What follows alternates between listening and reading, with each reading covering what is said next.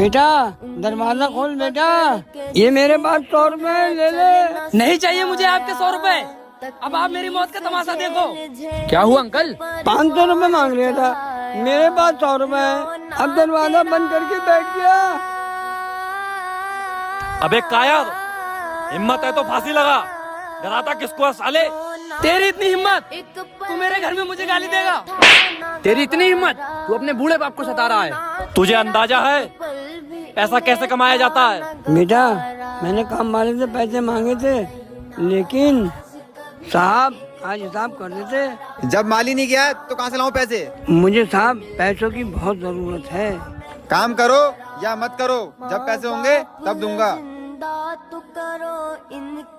ओ hello, ये कौन उठा के रखेगा? मैं रखूंगा। प्यार से दो इनको सलामी, आज इनका